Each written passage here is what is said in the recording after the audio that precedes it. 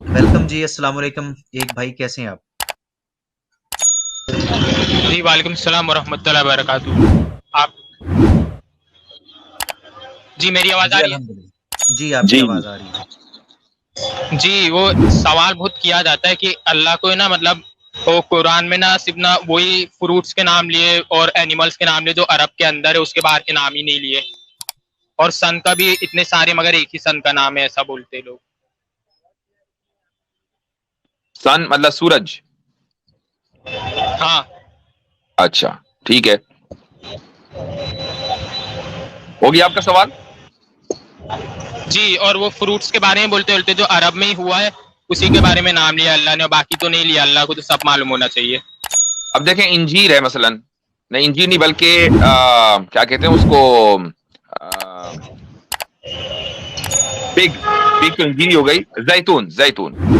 अब जैतून है तो जैतून सऊदी अरब में तो नहीं होता, मक्का और मदीना में जैतून नहीं उगता। कुरान करीम कहाँ नाजिल हुआ? कुरान करीम नाजिल हुआ मक्का और मदीना में। जैतून कहाँ सबसे ज्यादा उसकी काश्त होती है? शाम में, जॉर्डन में, फिलस्तीन में। अब आप ये कहने लगे कि भाई शाम और जॉर्डन फिलस्तीन ये भी तो अरब ममालिक है। ये अरब ममालिक तो आज बने ना। तो इस्लाम आने के बाद खुलफाए राशिदीन के जमाने में इस्लाम वहां पहुंचा, कुरान तो नाजिल हो चुका था। तो अगर कुरान में सिर्फ और सिर्फ खजूर का जिक्र होता मसलन, तो आप ये कह सकते थे भाई दूसरे फलों का तो जिक्र नहीं है।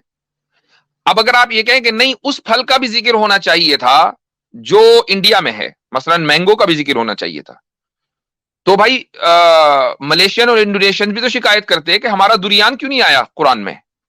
तो फिर कुरान फलों की किताब है कि हिदायत की किताब है? अब दुनिया के अंदर हर मुल्क में अलग अलग तरह के फ्रूट्स हैं, तो तमाम फ्रूट्स के फिर नाम आने चाहिए थे अगर यही जाब्ता और यही उसूल आप इख्तियार करें।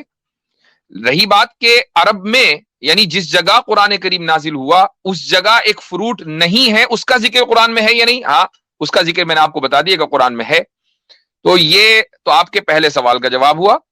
दूसरे सवाल का जवाब ये हुआ कि अल्लाह ताला ये फरमाता है कुरान में जगह जगह कि उसने सूरज और चांद पैदा किए हैं। खलक अश-शम्स वल कमर, उसने सूरज और चांद पैदा किए हैं। तो अरबी जबान के अंदर जो लफ्ज अश-शम्स आता है, इसमें जो अलिफ लाम है यही मैजिक है असल में। और इसको अगर कोई समझ जाए तो फिर बहुत सारे सवालात के जवाबात खुद ब खुद सामने आ जाते हैं। अलिफ लाम का इस्तेमाल कभी किसी एक चीज को, मुतय्यना चीज को बयान करने के लिए होता है। मसलन मैं ये कहूं अर्रजुल, द मैन, ज़ालिका अर्रजुल, दैट मैन, वो आदमी, तो मैं सिर्फ एक पर्टिकुलर बंदे के बारे में बात कर रहा हूं और उसमें मैंने अलिफ लाम, अल जो पार्टिकल ऑफ डेफिनेटनेस है वो मैंने ऐड किया। बाज मर्तबा अलिफ लाम लगता है किसी पूरी कैटेगरी को बयान करने के लिए, इसको बोलते हैं अलिफ लाम जिनसी। जैसे हम ये कहें इन्नल इंसाना लफी खुसर, इंसान खसारे में है। अब कौन सा इंसान खसारे में है? क्या व्हाइट ह्यूमन, के ब्लैक ह्यूमन, के ब्राउन ह्यूमन, के एशियन, के यूरोपियन, के अमेरिकन? कौन सा इंसान खसारे में है? अल्लाह ने कहा सारे इंसान खसारे में है सिवाय उसके इल्लल्लज़ीना आमनू व अमिलुस सालिहात। ठीक है, तो यहां पर जो अलिफ लाम है वो पूरी कैटेगरी को बयान करने के लिए आया है। ऐसे ही जब अल्लाह ताला ये कहता है कि उसने चांद और सूरज पैदा किए, और कुरान में जो लफ्ज है वो अश-शम्स है अलिफ लाम के साथ, वल कमर है अलिफ लाम के साथ, तो इसमें तमाम के तमाम चांद और तमाम के तमाम सूरज खुद ब खुद आ गए, अगरचे लफ्ज सिंगुलर है। ये अरबी जबान की ब्यूटी है। तो जब तक आप अरबी जबान को सही तरीके से नहीं समझेंगे तब तक आप इस चीज का इदराक नहीं कर पाएंगे। और इसका लेकिन अगर समझ लेंगे तो बहुत आसानी के साथ बहुत से एतराजात आपके खुद ब खुद हल होते चले जाएंगे। जो इस्लामोफोब्स और इस वक्त जो मुर्तदीन सोशल मीडिया के ऊपर हैं, उनकी प्रॉब्लम ही यही है कि वो अरबी नहीं जानते। और एक को लेकर आए थे जिसका दावा था कि वो अरबी जानता, उसकी चर्बी निकल गई। तो अब बताइए क्या करें, उनके पास तो कुछ बचा ही नहीं ना। तो ये उन्हीं के एतराजात हैं कि जो गालिबन आपके सामने आए हैं।